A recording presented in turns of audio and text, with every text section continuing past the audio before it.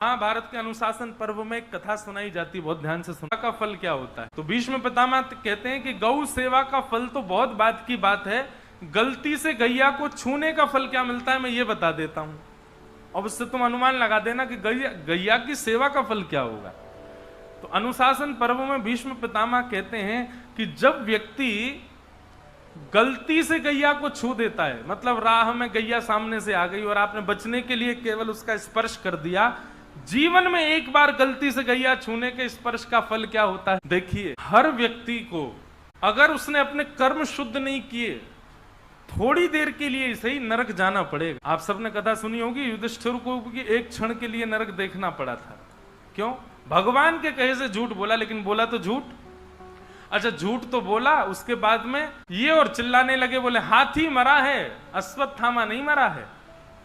भगवान ने वो बात अलग है कि उस समय शोर करवा दिया कि किसी को सुनाई ना दे, पर ठाकुर जी के कहने से झूठ बोला गया। इस वजह से एक मिनट के लिए, एक क्षण के लिए युधिष्ठिर को भी नरक देखना पड़ा। तो हम लोगों की क्या स्थिति होने वाली सोचो। नरक तो जाना पड़ेगा, थोड़ी देर के लिए सही जाना तो पड़ेगा। इसलिए खूब भजन करो, खूब प्रार्थना करो कि नरक ना जाना पड़े। नरक बहुत बेकार होता है। लेकिन हमने शास्त्रों में एक बात पढ़ी है, आपको नरक कितनी देर के लिए जाना है? आपको एक क्षण के लिए नरक जाना है केवल। लेकिन नरक तो एक क्षण ही रुकना है, पर नरक जाने से पहले एक वैतरणी नदी पड़ती है, उसको पार करने के लिए ऐसा वर्णन करते हैं कि वैतरणी को पार करने में सामान्य से सामान्य व्यक्ति को बहुत तीव्रता से पार करेगा तो उसको भी 1000 वर्ष के आसपास लग जाते हैं वैतरणी पार करने में। मात्र इतनी खतरनाक वैतरणी नदी है, उसका कोई और छोड़ नहीं देखता, समुद्र की तरह है वो।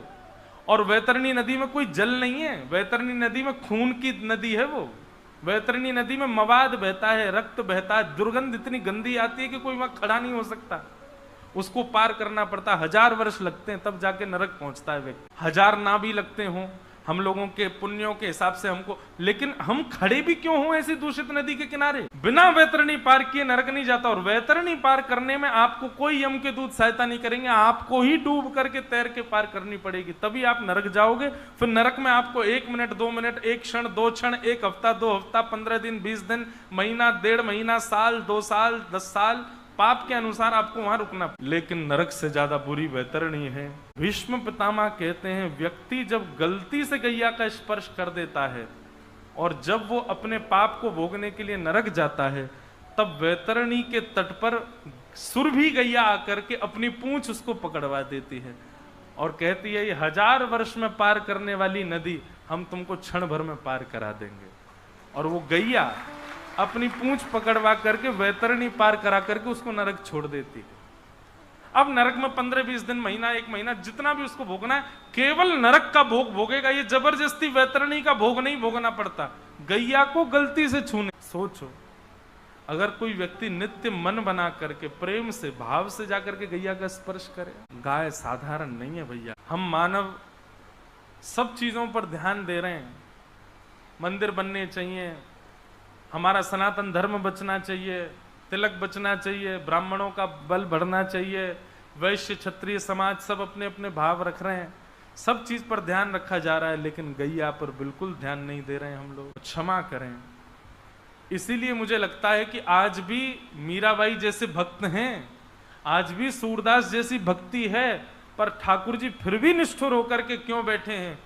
बोले क्योंकि मेरी गैया प्रसन्न नहीं है। ठाकुर जी इसीलिए रूठे बैठे हैं हम लोगों से। इसलिए भैया, एक बार को एक माला कम जप लो, एक बार को आप वृंदावन एक बार जाना कम कर दो, पर एक माला कम का जो समय बचता है और एक बार वृंदावन ना जाने से जो धन बचता है, उतना आप गौ सेवा में लगा दो, गैया की सेवा कर लो। गैया की बात होती है ना, तो मुझे मैं देखता हूँ श्रोताओं को, आधे लोग तो यूं सुनते हैं, आधे लोग यूं सुनते हैं, आधे लोग यूं सुनते हैं, उनको सीरियसनेस आती नहीं गैया के नाम पर।